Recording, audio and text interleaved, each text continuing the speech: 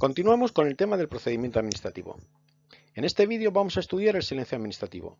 Se entiende por silencio administrativo las consecuencias jurídicas que se producen cuando la Administración no cumple el plazo máximo que tiene para resolver y notificar la resolución definitiva. Por eso, lo primero que debemos saber es cuál es el plazo máximo que tiene para resolver la Administración y lo segundo, cuáles son las consecuencias del silencio en caso de que el procedimiento se iniciara por solicitud del interesado y en caso de que el inicio lo hiciese la Administración de oficio.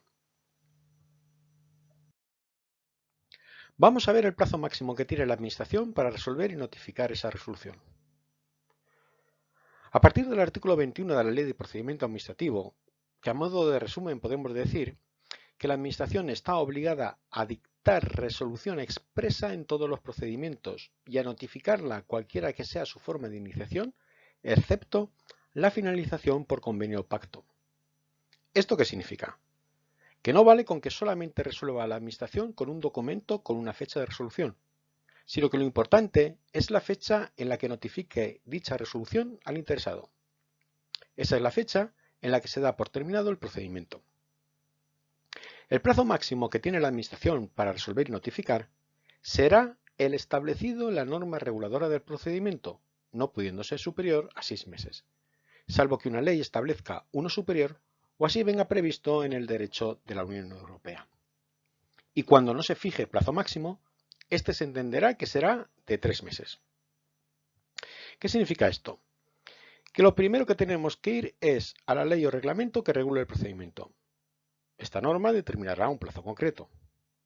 Este plazo que determine cada una de las normas no puede ser superior a los 6 meses.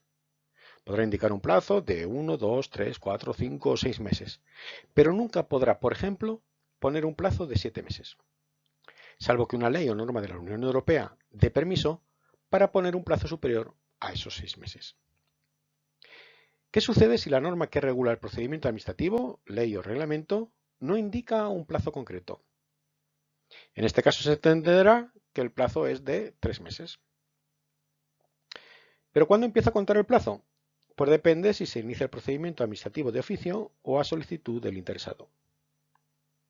Si el procedimiento es iniciado de oficio, el plazo máximo para resolver y notificar por parte de la Administración empieza a contar desde la fecha del acuerdo de iniciación.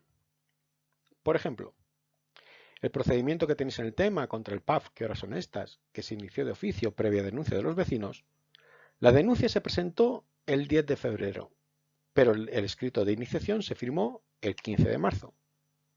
Por tanto, la fecha de inicio del procedimiento será el 15 de marzo.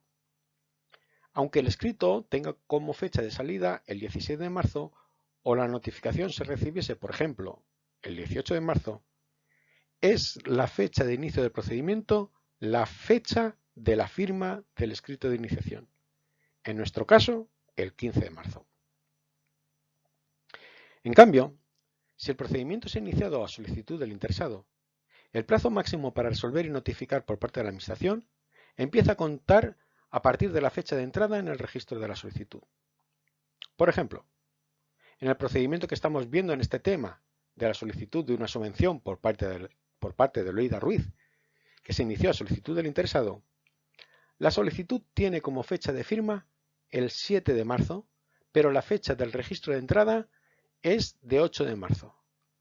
Esta es la fecha en la que se inicia el procedimiento administrativo, el 8 de marzo.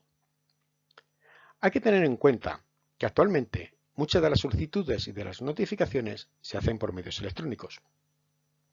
Cuando el administrador realiza una solicitud por medios electrónicos, la Administración le envía un justificante en la que se le indica que esa solicitud ha entrado en una fecha y hora determinada. Esa fecha es la que nos indica, en el supuesto de las solicitudes, el inicio del procedimiento administrativo de forma electrónica. También existen casos de suspensión del plazo de resolución regulado en el artículo 22 de la Ley de Procedimiento Administrativo, al cual me remito. Las consecuencias de estas causas de suspensión es que cuando se dé una de estas causas, el plazo para resolver y notificar, supongamos que fuese de 3 meses, queda suspendido en el tiempo, no cuenta, y cuando finalizan estas causas de suspensión, se reanuda el plazo en el momento en el que se paró. Es decir, Si la causa de suspensión se hubiese dado a los 2 meses, se suspende el plazo de 3 meses para resolver y notificar. Y cuando se resuelva la situación de suspensión, continuará el plazo de 1 mes, que es lo que queda, hasta los 3 meses. ¿Qué consecuencias tiene el silencio administrativo? Son distintas dependiendo si el silencio se produce en un procedimiento iniciado a solicitud del interesado o iniciado de oficio. Vamos a comenzar con los procedimientos iniciados a solicitud del interesado. En este caso, el silencio puede ser positivo, en el que entendemos que la solicitud ha sido estimada. Si el silencio es negativo, entendemos que la solicitud no ha sido estimada. ¿Cuándo se produce el silencio positivo? Dice la ley de procedimiento, en todos los casos. Y tú dices, oye, qué bien. La norma general dice que en todos los casos se entenderá que si la administración no resuelve y notifica en plazo, la solicitud ha sido estimada. Lo que pasa es que hay tantas excepciones a esta norma general que en la práctica la mayoría de las veces nos encontramos con que el silencio será negativo, es decir, que la solicitud se entenderá desestimada. Vamos a analizar los casos. Recordad, se producirá silencio positivo en todos los casos, salvo que una norma con rango de ley o norma de la Unión Europea o de derecho internacional establezca lo contrario. Pues ya está, en el momento en el que una ley diga expresamente que en caso de silencio este se entenderá negativo, pues será eso, negativo, que no nos han concedido lo solicitado. ¿Y cuándo se producirá silencio negativo? Primero, en los procedimientos de ejercicio del derecho de petición del artículo 29 de la Constitución, al que simplemente me remito. También, en aquellos cuya estimación tenga como consecuencia transferir facultades relativas al dominio público o servicio público, o que implique actividades que puedan dañar el medio ambiente y en los procedimientos de responsabilidad patrimonial de la Administración. ¿A qué nos estamos refiriendo? Por ejemplo, si nosotros estamos solicitando una beca, si nos la concedieran, hay una transferencia de bienes públicos. Por eso, si en este caso se produjera silencio administrativo, que la Administración no resuelve y notifica en plazo la resolución definitiva, se entenderá negativo, es decir, entenderemos que no nos han concedido la subvención. Otro ejemplo. Hemos solicitado la instalación de una terraza en la calle para nuestro bar. Estamos pidiendo la utilización de un bien público como es la calle. Si la Administración no resuelve y notifica en el plazo que tiene para resolver y notificar la resolución definitiva, entendemos que el silencio es negativo, es decir, que no nos han autorizado poner la terraza. Como podéis ver, la mayoría de los casos nos encontraremos con situaciones en las que a los procedimientos se les aplicará el silencio negativo, puesto que o a la Administración nos tiene que dar algo o nos tiene que conceder algo. ¿Cuándo también el silencio negativo? En los procedimientos de impugnación de actos y disposiciones, es decir, cuando se presenta un recurso, se llame como se llame. Si presentamos un recurso y la Administración no resuelve y notifica la resolución del recurso en el plazo que tiene para hacerlo, entonces entenderemos que no nos han concedido lo solicitado en el recurso. Me he dejado uno de los motivos de silencio positivo, que es la falta de resolución en plazo del recurso de alzada interpuesto por desestimación debida a silencio negativo. ¿Qué es el recurso de alzada? Lo vamos a estudiar en el siguiente vídeo, pero ya os adelanto. Se resuelve un procedimiento que no pone fin a la vía administrativa.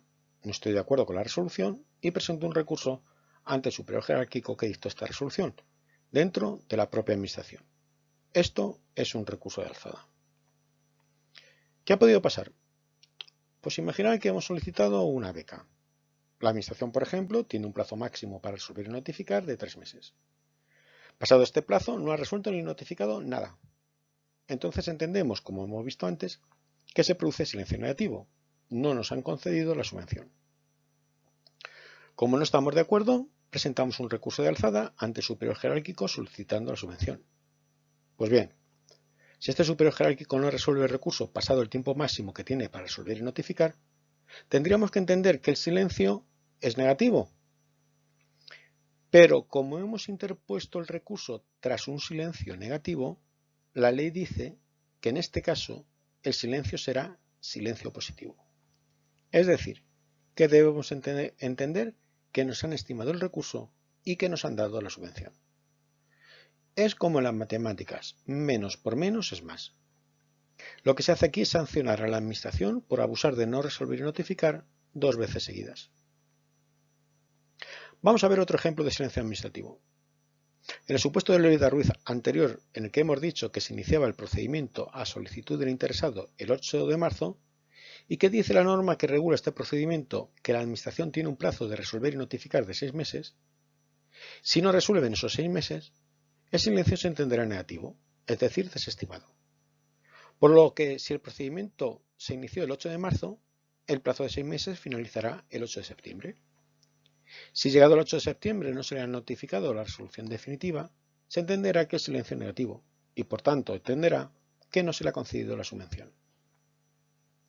Independientemente de que se haya producido silencio administrativo, la Administración tiene la obligación de notificar la resolución expresa, pero esta resolución estará obligada por el sentido del silencio.